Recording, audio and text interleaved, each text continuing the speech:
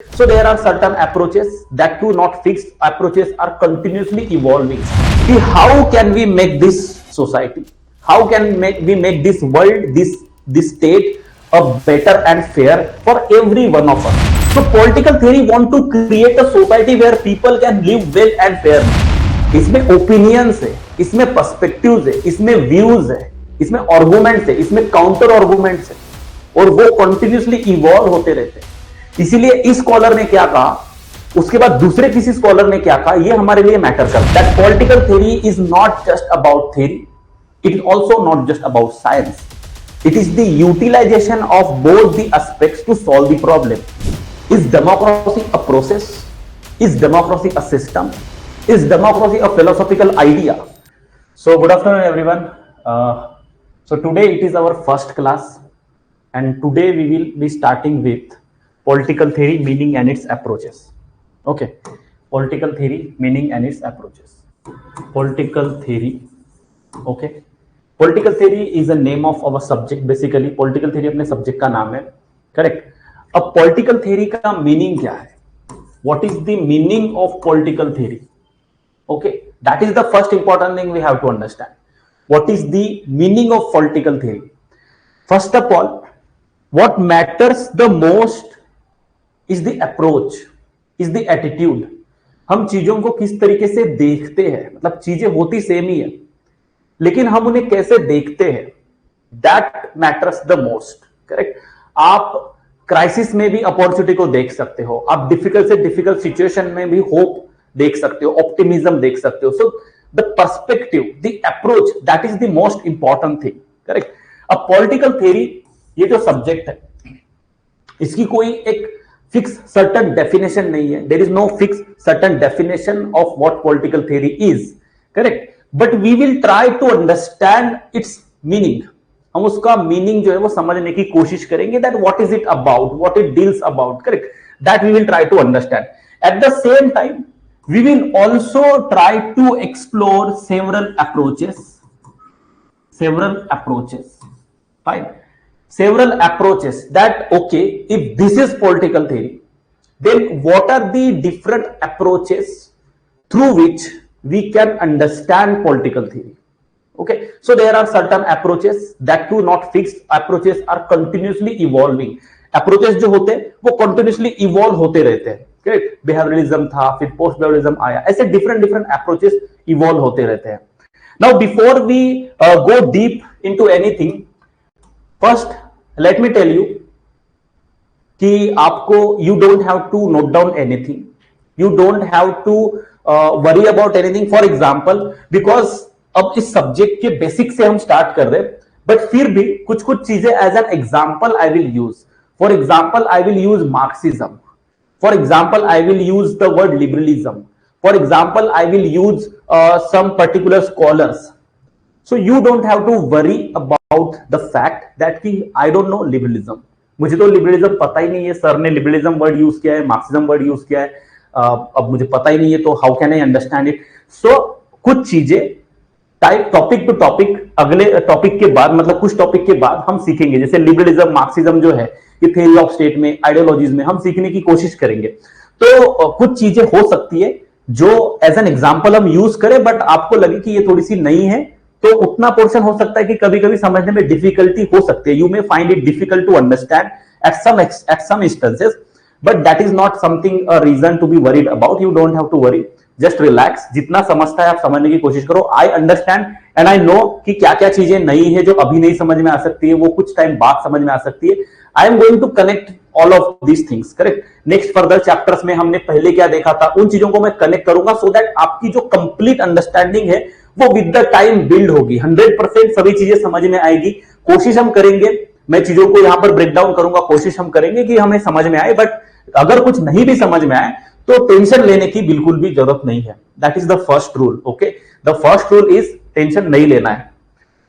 So now let's try to understand what is political theory. जैसे कि हमने last session में अपने ओरिएंटेशन में भी समझने की कोशिश की, that what is this subject about. Okay, and I hope कि आपको एक ब्रॉडर आइडिया आ गई है कि सब्जेक्ट है क्या basically. But still let us try to understand the political theory is actually framework, basically हम इसको फ्रेमवर्क कह सकते हैं, इसको सब्जेक्ट भी नहीं कहते, हम इसको फ्रेमवर्क कहते हैं. That is political theory is basically a framework which helps us to understand how government and societies work.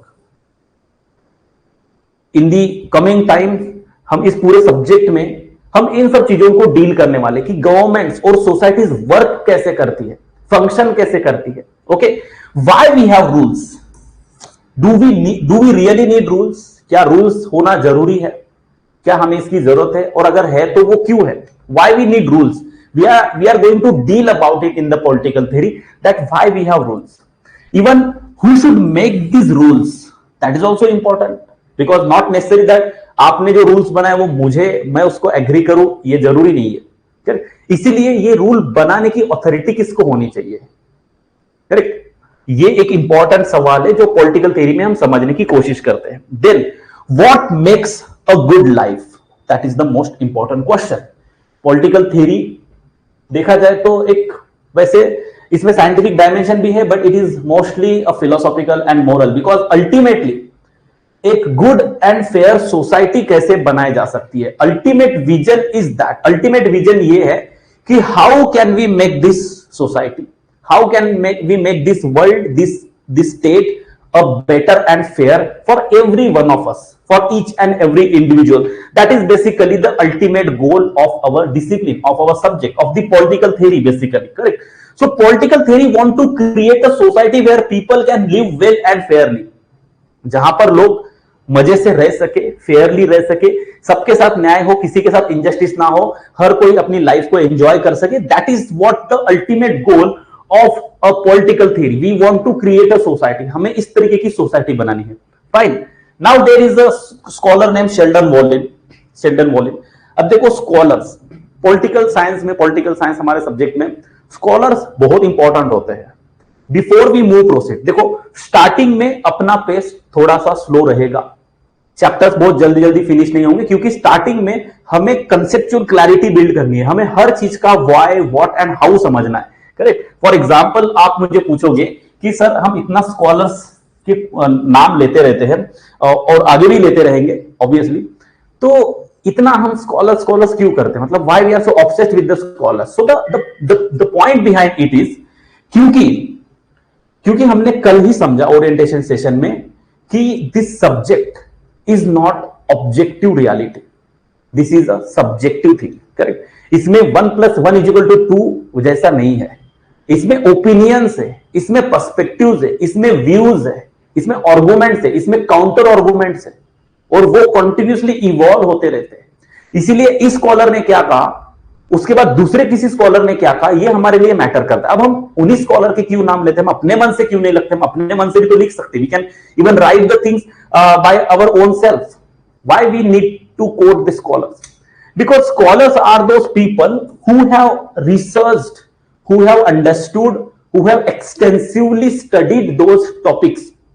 For example, अगर हम जॉन रॉल्स की बात करते हैं, तो John Rawls is someone who have studied that particular topic of justice very extensively, who have published so many books, so many research papers, and which were acclaimed by the people, and that's why he becomes one of the credible person to quote when it comes to talk about the justice. जब हम justice की बात करते हैं तो John Rawls become a credible person to whom we can quote. Fine. In the similar way we quote different scholars. अब सबसे बड़ा सवाल ये भी आता है कि is it really necessary for us to remember all these scholars? So exactly इसका आंसर नो नहीं है. हमें सारे स्कॉलर्स याद करने की जरूरत नहीं है. करेक्ट. हमें इनफैक्ट स्कॉलर्स को याद करने की कोशिश ही नहीं करनी है. By default, जैसे whenever we talk about justice as a fairness, we talk about it continuously several times. Automatically it becomes internalized to us that we remember John Rawls. क्योंकि John Rawls के कॉन्टेक्स्ट में जब हम multiple times justice as a fairness वाली idea discuss करेंगे तो हमें उसको याद करने की, रट्टा मारने की जरूरत नहीं पड़ेगी, हम बाय डिफॉल्ट उसको याद रख पाएंगे. करेक्ट. तो स्कॉलर्स सेपरेटली याद रखने के लिए हमें सेपरेट एफर्ट्स लेने की जरूरत नहीं है. Okay, we don't have to put separate efforts, we don't need any list of scholar कि ये स्कॉलर ने ये कहा. We can not have and we should not have. Correct. We don't need it. we will simply understand the concept, we will simply understand the ideas, and we will automatically by default able to remember and retain the scholars in our mind. तो हमें उसके लिए separate efforts लेने की जरूरत नहीं है. Coming to the point, Sheldon Wolin also argues the same. Sheldon Wolin says that the vision of the political theory is to make a better way of life for everyone in the community. Community में जो भी person रह रहा है, हम सभी के लिए एक बेटर वे ऑफ लाइफ हो. Okay, यही basically this is the vision of a political theory. Now, for example, when you write an answer about the political theory, for example, there is a question that comment on political theory as a way of life. For example, if this is a question, 10 marker question है, comment a political theory as a way of life. तो इस question को जब हम introduce करेंगे तो because the question is about political theory, we will first talk about political theory. What is political theory? So we will go on to have a general discussion, but at the same time, when we talk about political theory, कि political theory का ultimate goal is to have a fair life and well life for a society, correct, for a people. So there we can quote Sheldon Wolin. हम Sheldon Wolin को quote कर सकते हैं. Rather than simply writing that statement, we can quote Sheldon Wolin so that our introduction gets more credible. Okay, so that is the thing. Now moving forward. So ultimate goal, I hope you understand कि ultimate goal क्या है. Ultimate goal of political theory is to have a better life for every one of us in a community.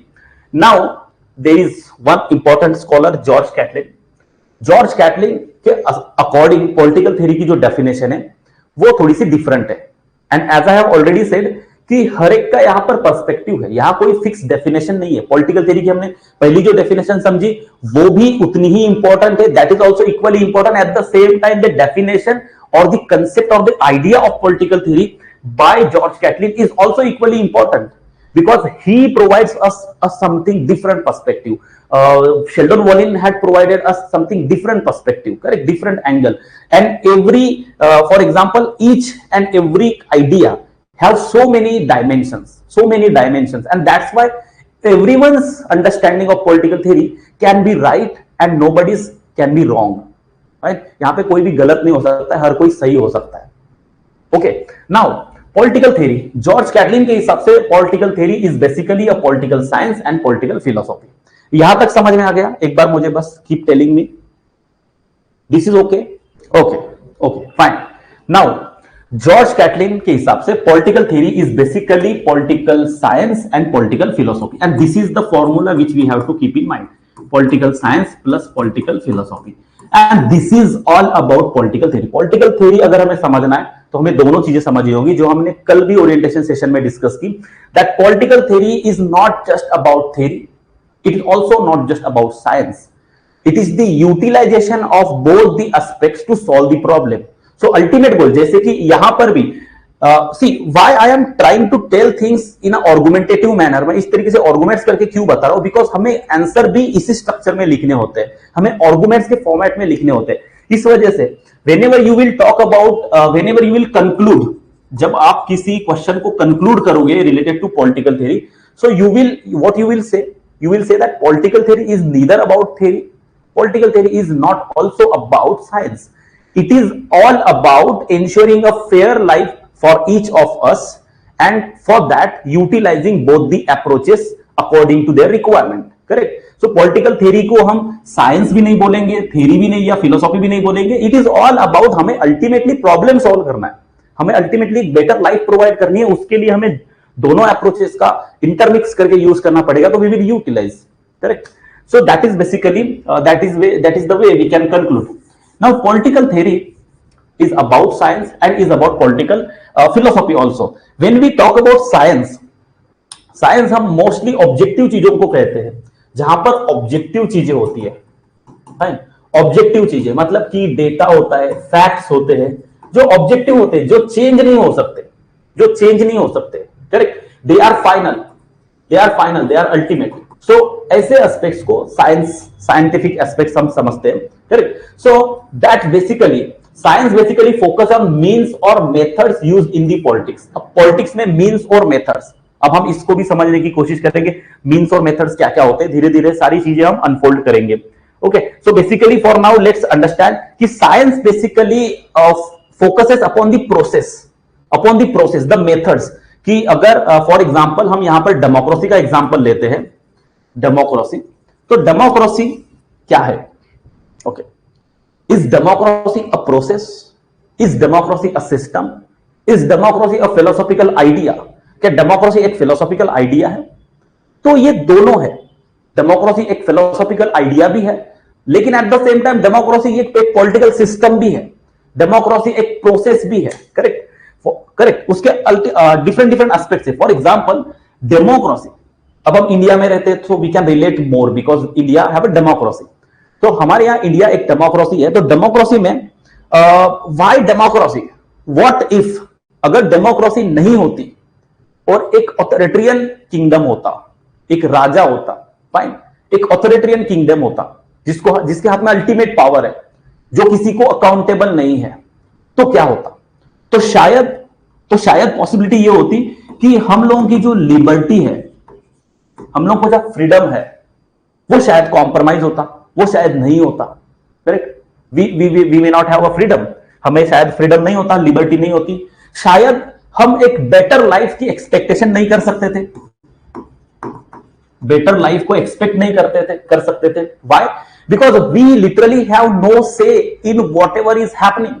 कुछ भी हो रहा है, we have no say, we have no say. We are not talking about democracy, correct, we are not talking about democracy, we are talking about if democracy was not there, if there was authoritarian kingdom, authoritarian state जिसमें democracy नहीं है, लोगों का participation नहीं है, तो वहां पर ये सारी चीजें होती।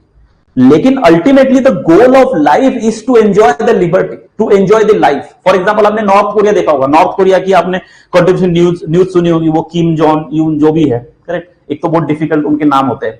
तो नॉर्थ कोरिया का जो बेसिकली रूलर है, उसको गुस्सा आ गया तो वो किसी को भी मार देता है, कुछ भी कर देता है। वहां के लोग एस्केप भी नहीं कर सकते, उनको वो फ्रीडम ही नहीं है, वो जा भी नहीं सकते कहीं बाहर। अगर if someone founds that he is trying to escape the country, उनको पहले पकड़ के जेल में डाल दिया जाता है या मार दिया जाता है। So what is the life? There is no life, correct, there is no life. So basically because we have a democracy, we have that freedom, we have that liberty, we have a constitution, and in the constitution there are some fundamental rights, and that's why somewhere we can say that democracy एक philosophical भी idea है। democracy एक philosophical idea है because it ensures, democracy ensures us liberty, democracy ensures us liberty, democracy guarantees the right to life, democracy guarantees the right to life. So all the philosophical moral concept also, democracy also strive for social justice, democracy में social justice के लिए भी कोशिश की जाती है, in fact कोशिश होती है। Social justice is one of the core idea of the democracy, we can say, correct. So democracy is not just a process, जिस तरीके से हम उसको देखते हैं, democracy is not just a process, although it is also a process, but it has a moral aspect, it ensures social justice, it ensures liberty, right to life, so many things, correct? So these are the philosophical component because अपन हमने देखा है political theory is philosophical, at the same time it has of science। तो अगर हम philosophy की बात करें तो philosophy is actually talks about the ultimate goal। Democracy का ultimate goal भी तो इंपॉर्टेंट है, प्रोसेस इंपॉर्टेंट हो सकती है, लेकिन प्रोसेस के साथ साथ उसका अल्टीमेट जो गोल है, आप क्या अचीव कर रहे हो, वो भी उतना ही इंपॉर्टेंट है, इनफैक्ट शायद ज्यादा इंपॉर्टेंट है। शायद प्रोसेस इंपॉर्टेंट नहीं है बट अल्टीमेट गोल इंपॉर्टेंट है। So philosophy actually deals with the ultimate goal. Political philosophy talks about ultimate goal, the end of the political life. एक अच्छी लाइफ होना चाहिए, that is the ultimate goal and that's it, that's the most important thing. ये सबसे ज्यादा important है, correct. उसके अलावा बाकी आप प्रोसेस कुछ भी फॉलो कर सकते हो। प्रोसेस आप डेमोक्रेसी से बेटर आप दूसरी कोई प्रोसेस अगर लाते हो, if you come up with any, you know, democracy maybe there are different types. There is a representative democracy, there is a participative democracy, there is a deliberative democracy, there is a direct democracy also, correct? So there are different processes of democracy, but the ultimate goal is to have a good life, is to ensure a participation of all in the democracy. That is the thing. So democracy का जो moral या फिर जो philosophical basically component है, philosophical component है, वो ये है कि उसका अल्टीमेट गोल क्या है। और अल्टीमेट गोल हमने देखा डेमोक्रेसी का, एक आगे चल के एक स्कॉलर आएगा, जॉन स्टुअर्ट मिल, जेएस मिल, अभी इंपॉर्टेंट नहीं है लेकिन जस्ट बता देता हूं मैं, क्योंकि चीजों को एक तो इंटरलिंक हमें करना और हमें समझना है चीजों को। डेप्थ में जाके समझना है। तो आगे चल के जेएस मिल स्कॉलर, जब वेस्टर्न पॉलिटिकल थिंकर्स की हम बात करेंगे तो we will talk about J S Mill. So J.S. Mill was basically a liberal. He was liberal. He loved liberty so much so that he thought that if there is any form of government which ensures the liberty, which protects the liberty, I would go for that.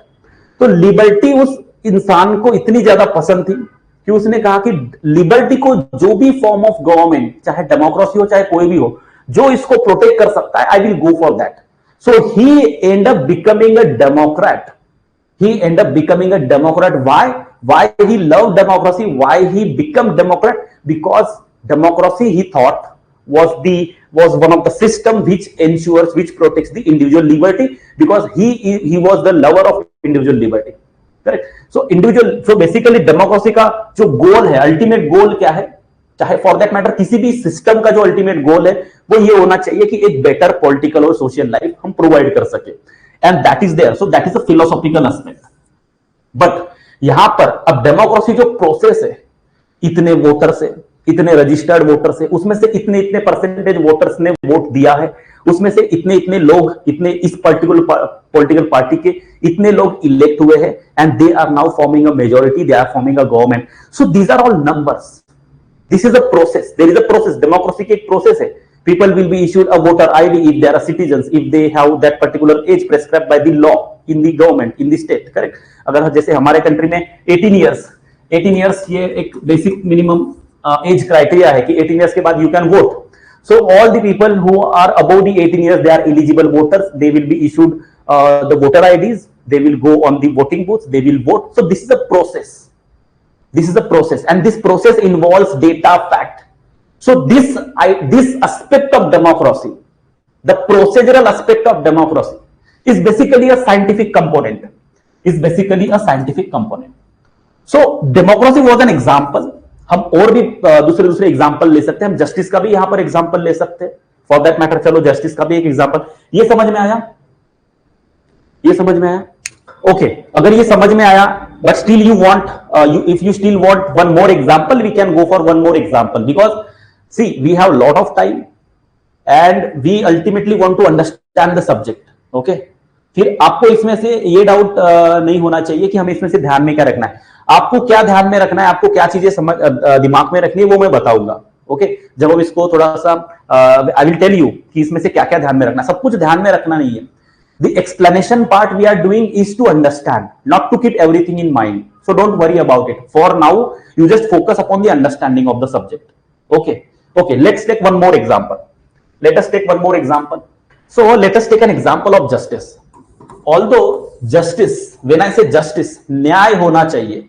देखा जाए तो justice is an idea जिसका एक बहुत लंबा इतिहास है. मतलब जहां जहां पर भी अन्याय हुआ है, वहां पर कुछ ना कुछ रिवॉल्यूशन हुए, सिस्टम चेंज हुई है, गवर्नमेंट बदली है, मतलब सब कुछ चीजें बदल गई है. करेक्ट? सारा जो खेल है, the entire game of politics is about न्याय एंड अन्याय.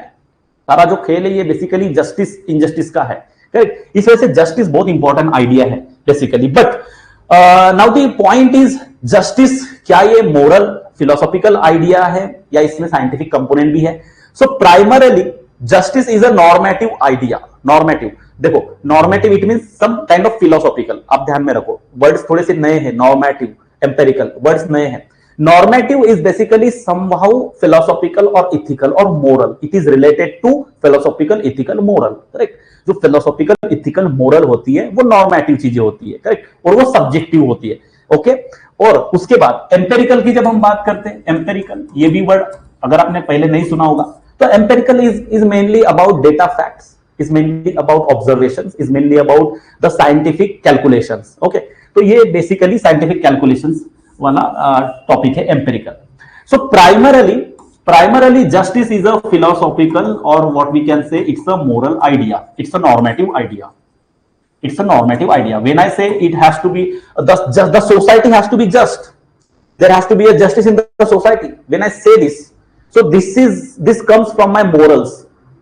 This is something, when I say it has to be, ये होना चाहिए, ought to be की बात कर रहे हैं हम. ought to be, ये होना चाहिए. Correct? We are talking about ought to be. तो that is normative. But can we achieve this normative goal without the help of scientific aspect? Certainly not, because if today, आज की अगर हम बात करें, अभी रिसेंटली कास्ट सेंसस के बारे में काफी डिस्कशन हुआ था। कास्ट सेंसस जो मुझे लगता है लास्ट जो था that was I think 1931 I think तब हुआ था, करेक्ट। लास्ट जो कास्ट सेंसस था वो बहुत काफी पहले हुआ। उसके बाद कास्ट सेंसस बहुत फुल फ्लेजेड में नहीं हुआ। 2011 में एक बार कास्ट सेंसस की कोशिश हुई, बट उसके डेटा में काफी सारी एम्बिगिटी होने की वजह से उसको भी प्रॉपर कास्ट सेंसस जो है नहीं माना गया। So there the caste census. Now why we need to have the caste census? For that matter, forget about the caste census. Why we need a census, a socio-economic census? Why we need a census? So census basically is collecting the data on different parameters कि ये इंसान कौन है, इसका नाम क्या है, किस देश मतलब किस राज्य में रहता है, किस बेसिकली डिस्ट्रिक्ट में, किस तहसील में, किस गांव में, कहां पर ये रहता है, इसका एजुकेशनल क्वालिफिकेशन क्या है, लिटरेसी समझने के लिए, और उसके हिसाब से देन उसकी एक इनकम क्या है, उसका इनकम का सोर्स क्या है, उसकी ओवरऑल बेसिकली प्रॉपर्टी एक्सेट्रा, ये सब चीजें क्या है, उसकी कास्ट क्या है, कम्युनिटी क्या है, ये सभी प्रकार की जो डेटा फैक्ट्स है एवरी इंडिविजुअल के बारे में अगर हमारे पास है तो वी कैन एनालाइज कि कितने परसेंटेज किस कास्ट के लोग ज्यादा बैकवर्ड है, किस रीजन से लोग ज्यादा बैकवर्ड है, कौन से जेंडर के लोग, जैसे women's if they are more backward, उनकी फाइनेंशियल जो इंडिपेंडेंस है वो बहुत कम है। तो यहां पर ओके, तो इन सब सिनारों में इन सब सिनारों में देखो, तो इन सब सिनारों में we have a data facts. अगर हमारे पास डेटा और फैक्ट्स है, करेक्ट, अगर हमारे पास डेटा और फैक्ट्स है, so will it not help us to design a better policy? Because ultimately हमें जस्टिस इंश्योर करना है, मतलब somewhere there will be inequality, correct. समाज में इनइक्वालिटी है, कुछ लोग इस लेवल पर है, कुछ लोग इस लेवल पर है, कुछ लोग इस लेवल पर है, इस डिफरेंट लेवल्स पर है। अब somewhere if not exactly but approximately, हमें अप्रोक्सीमेटली सबको मोर और लेस थोड़ा सिमिलर लेवल पर लाना है, at least in terms of the liberty, freedom, सब basic necessities of life, correct. सबको एटलीस्ट बेसिक नेसेसिटीज हो, बाकी लग्जरी वाली चीजें आप अपने लेवल पर देख लो, लेकिन बेसिक नेसेसिटीज के मामले में हमें सबको एक बेसिक लेवल पर लाना है, एक अप्रोक्सीमेटली इक्वल लेवल पर अगर लाना है, तो जो लोग पीछे होंगे, जो लोग बैकवर्ड्स होंगे, हमें उनको कुछ तो एक्स्ट्रा प्रोवाइड करना पड़ेगा, उन्हें हेल्प करनी पड़ेगी, फाइनेंशियल, इकोनॉमिक, सोशल, पॉलिटिकल, किसी भी टर्म्स में हमें उन्हें हेल्प करनी पड़ेगी। We need to help them, fine. So to help them, we have to first identify who are the targeted beneficiaries. For example, we have public distribution system, we have National Food Security Act, we have different schemes. So to implement them, we need to first identify the targeted beneficiaries. Once we identify the targeted beneficiaries, then and then only we can effectively implement that particular policy. Correct. So that's where the role of survey, the collection of data, okay, and facts, that comes into picture. This becomes very important so that we can design a better policy, a better welfareistic policy, so that we can ensure justice. So although justice being a normative idea, we still need the scientific approach to accomplish it. Understood? This is understood. This example understood. We should proceed now. Okay. Now why we are talking more and more about examples? Because ultimately आपको आपके answers को theoretical नहीं रखना है, आपको आपके answers में examples use करने हैं. Whenever you make any argument, whenever you make any comment, you have to write, for example, this. You have to mention the examples, because without that, the answer will not matter much. You will not be able to score much. That's why examples are important. Also, examples help us to better understand, to better relate the ideas. हम कोई भी चीज जो समझ रहे हैं उसको better समझने के लिए हमें काम आते हैं. Fine. Now, अब देखो यहां पर. Now there are political systems. Okay. Political systems, like systems का मतलब क्या होता है? Democracy is a system. Monarchy is a system. Authoritarianism is a system. So these are the political systems. There are many systems, but when we are talking about political systems, so democracy, monarchy, authoritarianism, these are the systems. For example, democracy in India, monarchy in Saudi Arabia. These examples are just for the sake of understanding, not important, not necessary to remember. So we understand what is political system because we have to see political system, political behavior, political institutions and political processes. There are 4 different aspects: political processes, systems, institutions and behavior. Correct? So इनमें difference क्या है पहले ये समझते, then only we will try to understand हम आगे क्या करना चाह रहे हैं. सो पॉलिटिकल सिस्टम्स, डेमोक्रेसी वगैरह ये सब पॉलिटिकल सिस्टम्स है. पॉलिटिकल बिहेवियर क्या होता है? Like to whom I vote, on what factors I decide to vote particular candidate. So this is my behavior in political aspect. So that is a political behavior. Correct? So voting behavior like India में जैसे caste based voting होती है, particular अगर leader का particular caste का है तो उस कास्ट के लोग उससे ही ज्यादा वोट करने की कोशिश करेंगे. So that is the caste politics in India, जो हम आईजीपी में काफी डिटेल में देखने वाले, बहुत ही इंटरेस्टिंग है. In fact every second aspect, every second theory we are actually, आप देखोगे पॉलिटिकल साइंस में सब्जेक्ट में बहुत ही बढ़िया बेसिकली सिलेबस में डिजाइन है.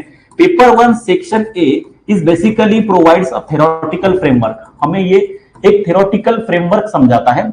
और फिर जो पेपर 1 सेक्शन बी है ये हमें उसके प्रैक्टिकल एप्लीकेशंस के बारे में बताता है. जैसे आईजीपी में हम ग्रासरूट डेमोक्रेसी की बात करेंगे, हम लोकल पंचायती राज इंस्टीट्यूशंस की बात करेंगे, तो that is related to democracy in our political theory. Correct? हम जस्टिस की बात करेंगे, हम वहां पर कॉन्स्टिट्यूशन की बात करेंगे, तो स्टेट जहां पर, यहां पर हम we talk about state, we talk about its authority, then we will talk about the salient feature of the constitution and powers and rights of the people. वो सभी चीजें हम आईजीपी में बात करेंगे, तो दे आर रिलेटेड. हम यहाँ पर ये सब चीजें देख रहे हैं, behaviour and everything, then caste and etcetera politics we will see there. Correct? So this is basically a pattern. So behaviour means voting behaviour, that is political behaviour. Public opinion formation, जैसे कि media में कोई movement, जैसे कि आजकल तो digital activism बहुत ज्यादा चल रहा है. डिजिटल एक्टिविज्म मतलब ट्विटर हो या फिर फेसबुक हो, इंस्टाग्राम हो, इन पे हैशटैग लगा के कोई पर्टिकुलर चीज को ट्रेंड में लाना. Correct? So that is a digital activism. Like black lives matter, ये एक काफी ज्यादा ट्रेंड चल गया था, काफी वायरल हुआ था और इससे एक वॉइस क्रिएट करने की कोशिश की गई. सो इस तरीके से पब्लिक ओपिनियन फॉर्मेशंस होते हैं. पब्लिक का ओपिनियन जो है in particularly in context of the political matters जो है उस कॉन्टेक्स्ट में लोगों का ओपिनियन फॉर्म करना, शेप करना, ये भी पॉलिटिकल बिहेवियर है. Okay, this is also a political behaviour.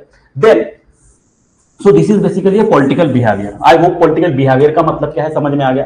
Then political institution, जैसे we talk about legislature, parliament, we talk about executive, council of ministers which are executive, the government of India, let's say. We talk about judiciary, we talk about election commission. So these are institutions, these are political institutions. Okay, these are political institutions. And then there are political process. For example, policy making, law banana. Correct? या फिर election की जो process है, हमारी electoral process है, ये भी एक प्रोसेस है. तो ये पॉलिटिकल प्रोसेस है. सो आई होप आपको समझ में आ गया कि पॉलिटिकल इंस्टीट्यूशंस, बिहेवियर, सिस्टम्स और प्रोसेसेस क्या क्या होती है. बिकॉज व्हाट हैपेंस इज बड़ी चीजें हमें अच्छे से समझ में आ जाती है, जो ब्रॉडर लेवल की, जो बेसिकली डिफरेंट लेवल की होती है. लेकिन हम जो लैक करते हैं, what we lack in the fundamentals, हम अगर फंडामेंटल्स में लैक करते हैं ना, तो हमारे आंसर्स में वो ओरिजिनलिटी नहीं आती. करेक्ट? वो ऑर्गेनिक जो फ्लो है वो नहीं आता. इसीलिए ये बेसिक अंडरस्टैंडिंग हमें होना जरूरी है. Now a systematic and empirical study of above.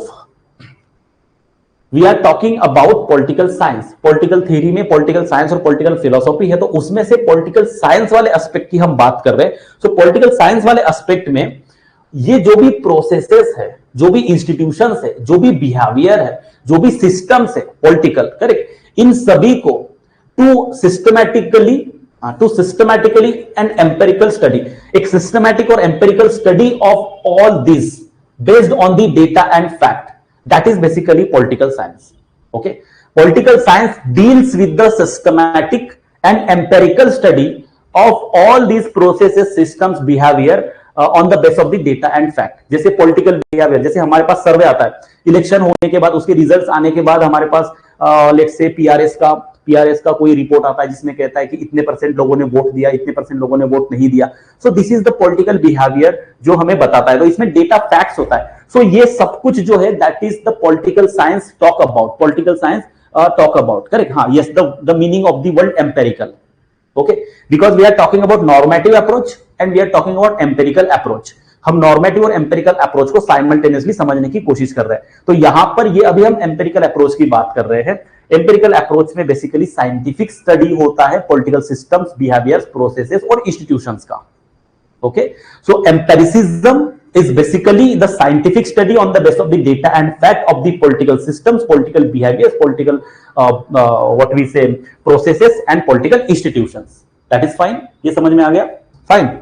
Now, why we do this? हमें ये क्यों करना है? हर जगह पर हमें देखो सवाल पूछना है what, why, how. Okay. So why we do this? हमें ये क्यों करना है?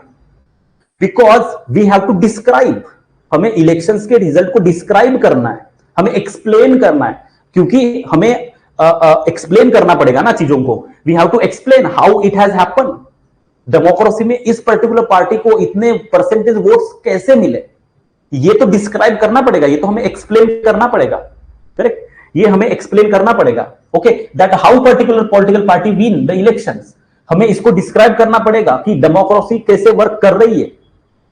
करेक्ट, हमें eight the same time so that अब हम जब डिस्क्राइब करेंगे, एक्सप्लेन करेंगे, सारा रिसर्च करके हम डेटा के बेसिस पर उसको स्टडी करेंगे, then and then only we will be able to predict that what are the future possibilities.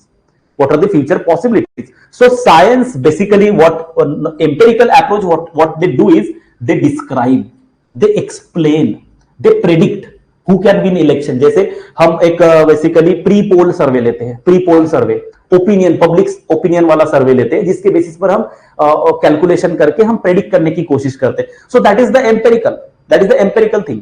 Okay, this is understood. यहां तक समझ में आ गया? यहां तक समझ में आ गया? एम्पेरिकल वाला एस्पेक्ट समझ में आ गया कि what is empirical approach and what they actually try to do, उनको करना क्या है, वो क्या करते हैं, what they deal about. Okay, fine.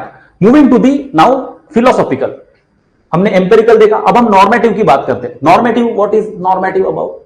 Normative was basically it was all about philosophy, it was all about moral. Correct, morals के बारे में, इथिक्स के बारे में था नॉर्मेटिव, मोरल्स और इथिक्स के बारे में। Like what is just society, what is just society, एक जस्ट सोसाइटी क्या होती है? Can be measure on the basis of the data and fact, on the basis of the empirical data, can be measure that this is a just society? No, because just society is simply a philosophical idea, it cannot be measured, and that's why it's a normative. It can only say that it has to be. So for example, if we try to understand the normative, when we talk about normative, it actually talks about what ought to be, कि क्या होना चाहिए। Correct, when we talk about empirical approach, it tells us that what is. Okay, like for example, इसमें out of let's say out of 100 million voters, for example, out of 100 million voters, the 67% of the voters, they voted in the recent election. Okay, now what we are not saying that 67% should vote, we are saying that 67% have voted, इन्होंने vote दिया। हम ये नहीं बोले कि इतनों ने करना चाहिए, हम बोले कि इतनों ने किया। हम डिस्क्राइब कर रहे हैं, हम एक्सप्लेन कर रहे हैं, हम बता रहे हैं कि ये है, this is the situation, this is the fact, this is what we have come to know about, this is the fact, what is, and that is empirical. Empirical approach actually talks about what is. It tries to explain with the help of data and fact that what is. Empirical approach tries to explain, or we can say describe on the basis of the data and fact what is the current situation, what is the fact, what is the reality. Whereas the normative approach is basically moral and philosophical. It does not have a data fact. It only talk about what ought to be. It only talks about what ought to be. For example, justice. ये what ought to be की बात कर रहा है। ये समझ में आया? ये क्लियर है? यहां तक क्लियर है? एक बार बता दो। आइडियलिज्म, रियलिज्म, ये भी आएगा, बट बहुत ज्यादा अभी कनेक्ट नहीं करना है इन सब चीजों को। ये सब चीजें बाद में आइडियलिज्म रियलिज्म की हम बात करेंगे। But yes, definitely this is something, ये थोड़ा सा नॉर्मेटिव है, तो ये थोड़ा सा आइडियल होता है, ये आइडियल होता है। It talks about ideal society की आइडियल सोसाइटी ऐसी होनी चाहिए, correct. And it describes the reality, ये रियलिज्म के तरफ है, तो ये रियलिटी को एक्सप्लेन करता है कि आप जो भी कर रहे हो कि ये होना चाहिए, वो होना चाहिए, that is a different thing. But what is I am trying, so if these are the two persons, if these are the two people, एक आप इमेजिन कर लो, एक थोड़ा सा बेसिकली इसमें जनरेशंस का भी होता है, थोड़ा सा आप जनरेशंस भी देख सकते हो। मेनली जो थोड़े से ओल्ड एज वाले लोग होते हैं, they mostly try to tell about ये होना चाहिए, वो होना चाहिए, करेक्ट। तो imagine I am a 55 years old person and I am trying to tell you कि समाज में ये होना चाहिए, वो होना चाहिए इस तरीके से मैं बताने की कोशिश कर रहा हूं। Then I am, let's say the contemporary person जो एक यंग है, let's say 30 years person, and he is like this is the data, this is the fact, and this is happened, this has happened. Okay, so these are the both different approaches. Okay, fine. Okay, moving forward, आगे बढ़ते हैं। So we were talking about empirical. So empirical में दूसरा aspect क्या है? What rights should individuals have? एक just society क्या होती है, एक इंडिविजुअल को कौन से राइट्स होने चाहिए, ये भी तो एक सब्जेक्टिव मैटर है। एक पर्टिकुलर इंडिविजुअल को कौन से राइट्स होने चाहिए, ये भी एक सब्जेक्टिव मैटर है, करेक्ट। ये भी एक moral, because it comes from the morals. Now how it comes from the morals, I will tell you. This is an interesting story, ये बहुत ही इंटरेस्टिंग स्टोरी है एक्चुअली।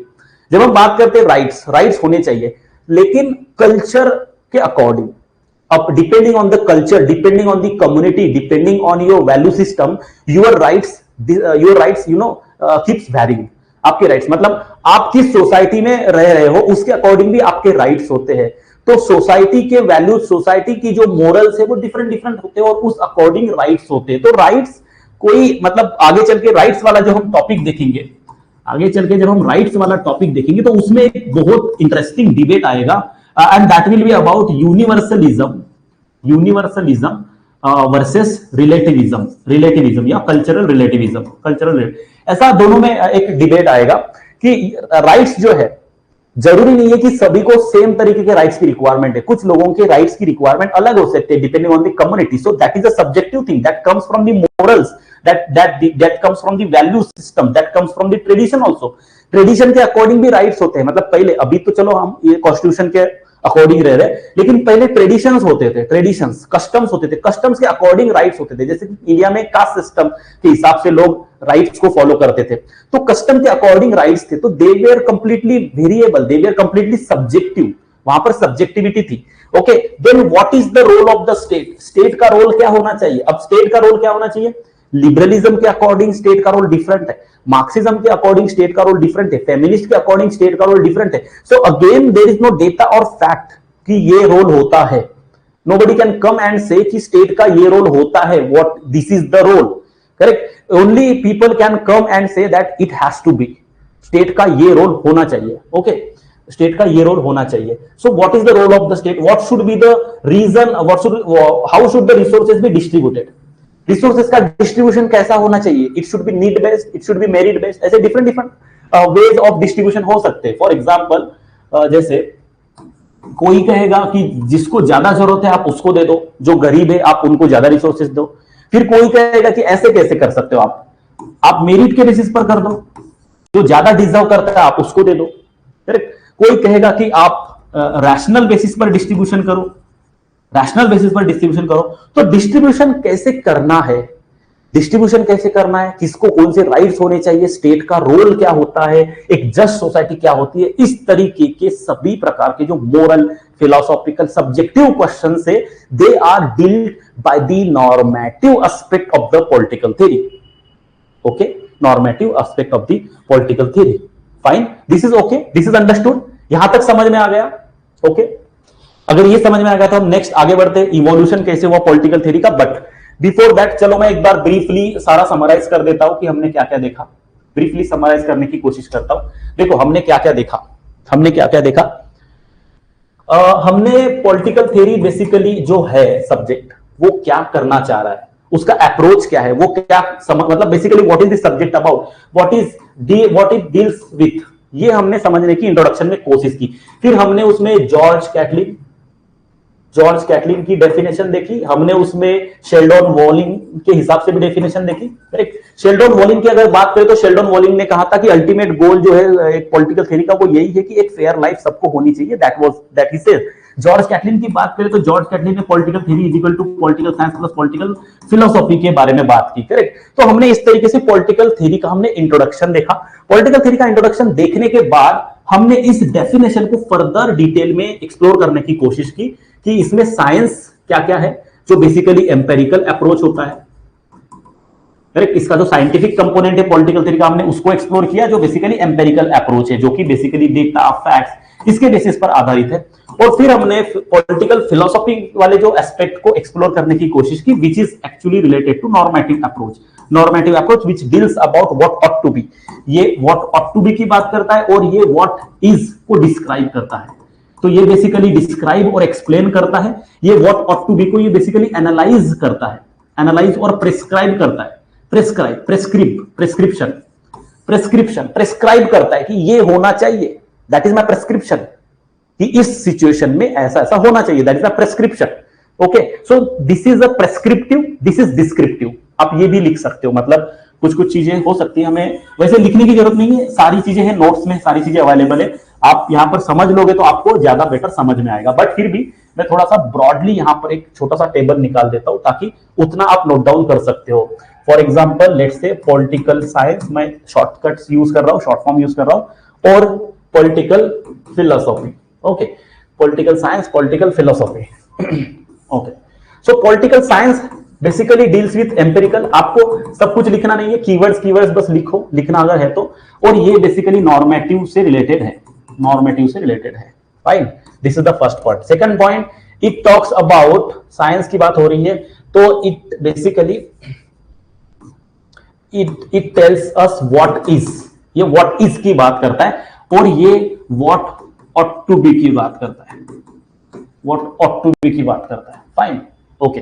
देन ये एक्सप्लेन करता है, ये एक्सप्लेन करता है फेनोमेनास को, ये डिस्क्राइब करता है, डिस्क्राइब करता है। क्यों? क्योंकि इनके पास डेटा फैक्ट्स है, इनके पास डेटा फैक्ट्स है, इस वजह से they can describe, and that's why this is a descriptive approach, we can say descriptive approach, इसको हम डिस्क्रिप्टिव अप्रोच कह सकते हैं।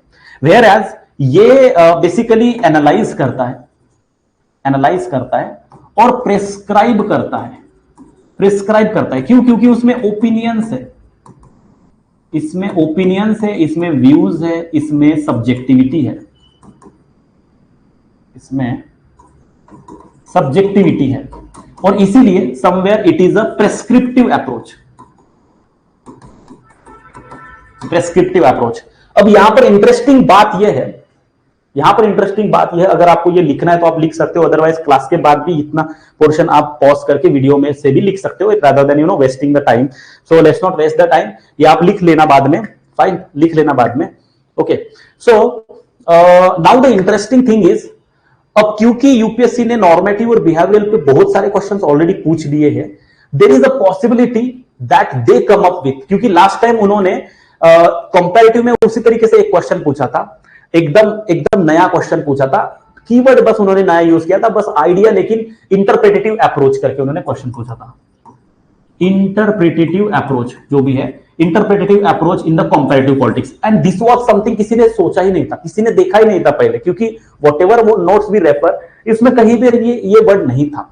बट एक्चुअली होता क्या है, यूपीएससी एकदम से आउट ऑफ द बॉक्स ऐसा कुछ नहीं पूछता है, समवेयर उसका एक मीनिंग होता है। जैसे व्हाट इफ कल को वो नॉर्मेटिव और एम्पेरिकल ये वर्ड्स ना यूज के, they will ask you a question, distinguish और for that matter compare and contrast, और let's say discuss about the descriptive and prescriptive approaches of the political theory. अगर वो ऐसा कह दे कि descriptive and prescriptive approach of the political theory, इस तरीके का क्वेश्चन पूछे, तो many people may get surprise कि ये क्या पूछ लिया, ये क्या पूछ लिया, ऐसा उन्हें लग सकता है। लेकिन बिल्कुल भी ऐसा लगने की जरूरत नहीं है, हमें पता है कि prescriptive is basically normative, descriptive is basically empirical. Correct? तो हमें चीजें सेम ही लिखना है, बस हो सकता है वर्डिंग चेंज करके यूपीएससी पूछे। Okay, and be ready for such kind of question, because UPSC अभी बहुत ज्यादा इवॉल्व हो रही है, पीएसआर में काफी डिफरेंट तरीके से क्वेश्चंस पूछ रहा है, and that is the reason that why many of the people are not able to score well. That is one of the reason, क्योंकि अंडरस्टैंडिंग लैकिंग कर रहे हैं, इसलिए वो स्कोर नहीं हो पा रहे, इसलिए क्वेश्चन को सही से इंटरप्रेट नहीं कर पा रहे। क्वेश्चन को आप एग्जैक्टली इंटरप्रेट तभी कर पाओगे जब आपको वो अंडरस्टैंडिंग होगी। So that is the important thing. Okay, now let's move towards the evolution aspect. Political theory का evolution कैसे हुआ? अगर यहां तक ओके है तो हम आगे बढ़ते हैं। बहुत ही मजेदार कहानी है पॉलिटिकल थ्योरी की। पता नहीं मुझे ही मजेदार लग रही है या आपको भी लग रही है। मैं तो बोलता ही रहता हूँ बहुत मजेदार कहानी है, बट वो आपको भी मजेदार लगे ये जरूरी है।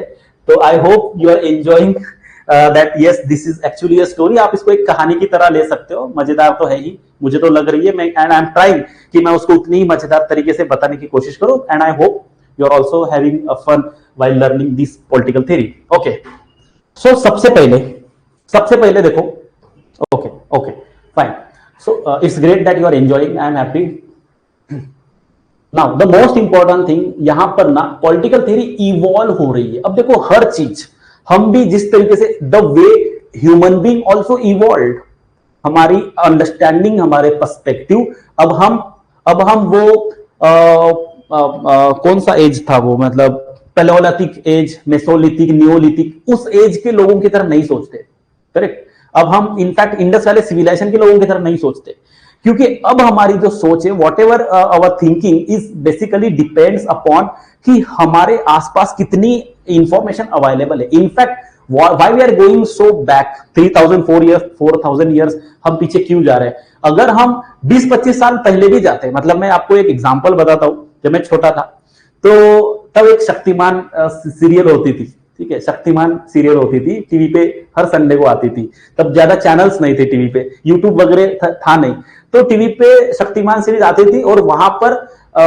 जो भी मतलब विलन होता था वो उसके पास वो पावर होती थी, ही यूज, मतलब वो उसके जो भी एजेंट्स होते थे उनको वो वीडियो कॉल जैसे कुछ करता था और उनसे बात कर सकता था। And I used to think like this is so magical, ऐसा होना चाहिए, काश ऐसा होता।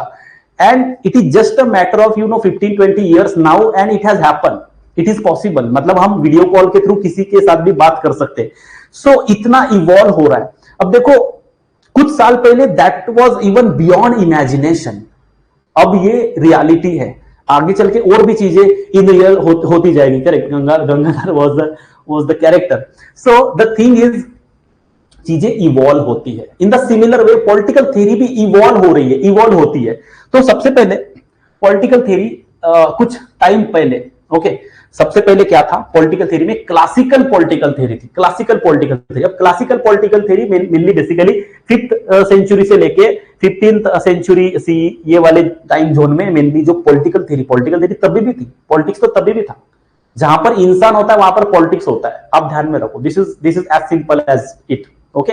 एक घर में भी पॉलिटिक्स होता है, कंपनियों में, ऑर्गेनाइजेशंस में भी पॉलिटिक्स होता है, हर जगह पॉलिटिक्स होता है। मतलब पॉलिटिक्स कहां पर नहीं है, जहां पर इंसान है वहां पर पॉलिटिक्स है। इनफैक्ट अब हमें एनिमल्स की भाषा समझ में नहीं आती, बट हमें समझ में आएगा अगर एनिमल्स की भाषा अगर हम समझ पाए कभी, तो वी विल रियलाइज कि उनमें भी पॉलिटिक्स होता है। पॉलिटिक्स हर जगह है, लाइक ओके, जहां पर भी लिविंग बींग्स है वहां पर पॉलिटिक्स होता ही है। तो तभी भी पॉलिटिक्स था, लेकिन उस समय जो पॉलिटिक्स की तरफ जो अप्रोच था, the approach towards the politics is actually termed as a classical politics, okay, classical political theory. Now what was the classical political theory? Classical political theory में mainly क्या होता था? Mainly जो focus था वो normative questions पे था, normative questions पे। आप अगर इसका बेस्ट एग्जांपल अगर हम लेंगे तो प्लेटो, अगर हम प्लेटो की बात करें, who is actually the very ancient philosopher, correct, a very old philosopher. So अगर हम प्लेटो की बात करें तो प्लेटो या फिर उस समय के सोक्रेटिस या फिर फॉर दैट मैटर और भी जो फिलोसोफर्स और स्कॉलर्स थे उस समय के, उनकी अगर हम बात करें तो they belongs to a classical political theory era, correct, and their main question, their main focus of thinking, the political thinking focused on normative question, they were mainly focusing। अब ऑब्वियसली बात है क्योंकि उस समय साइंस भी इतना evolve नहीं हुआ था, साइंटिफिक डेवलपमेंट्स और पॉलिटिकल थ्योरी के इवोल्यूशन एकदम साथ ही साथ, मतलब वो कोरिलेट करती है। जब हमारे मतलब वर्ल्ड में इंडस्ट्रियल रिवॉल्यूशन आया, एनलाइटमेंट हुई और चीजें होने लगी, तब फिर वो उसका जो इंपैक्ट है, साइंस के इवोल्यूशन का जो इंपैक्ट है, वो हमारे पॉलिटिकल थ्योरी के इवोल्यूशन में रिफ्लेक्ट होना चालू हुआ। ओके, सो रिलेटेड है चीजें। तो आप इस तरीके से समझ सकते हो कि पहले इंडस्ट्रियल रिवॉल्यूशन के पहले जब साइंस इतना डेवलप नहीं हुआ था, साइंस इतना प्रोमिनेंट नहीं हुआ था, तब बेसिकली मेनली नॉर्मेटिव क्वेश्चंस थे, क्योंकि हमने अभी देखा नॉर्मेटिव और एम्पिरिकल दो डिफरेंट चीजें हैं। तो नॉर्मेटिव क्वेश्चन जैसे कि what is justice, the ideal state, virtuous life, ये सब जो फिलोसॉफिकल डिस्कशन है, ये mainly the discussion, the political theory जो था उनका मेनली डिस्कशन यही होता था। ओके, सो इसमें क्या होता था, फॉर एग्जांपल यहां पर हम देखते टेलोलॉजिकल थिंकिंग, उस समय की जो थिंकिंग थी वो टेलोलॉजिकल थिंकिंग थी। टेलोलॉजिकल यहां पर हम देख सकते हैं, टेलोलॉजी मतलब क्या है, teleological thinking, like everything has a purpose. Telos का मतलब है कि एवरीथिंग हैज अ पर्पज, कुछ भी अगर स्टेट है तो इसका एक पर्पज है। For example Aristotle used to say that the ultimate goal of the state is to ensure the common good, a good life for the people, correct. Even the philosopher king और जो ideal state वाला concept है प्लेटो का, ये सारी चीजें हम scholars में देखेंगे, बाद में देखेंगे। प्लेटो ने आइडियल स्टेट बताया। आइडियल स्टेट क्या, जहां पर हार्मोनी हो, जहां पर जस्टिस हो, जहां पर एक प्रॉपर ऑर्डर हो सारे सेक्शंस ऑफ द सोसाइटी में। So he also talk about the normative dimension of the state, कि स्टेट में ये होना चाहिए, स्टेट में एक आइडियल लाइफ होना चाहिए, स्टेट को कॉमन गुड इंश्योर करना चाहिए, that is the discussion. Okay, so एक टेलोलॉजिकल डिस्कशन बेसिकली था। And most important aspect of the classical political theory जो उस समय थी, ये बेसिकली हम उस समय की बात कर रहे हैं, 5th से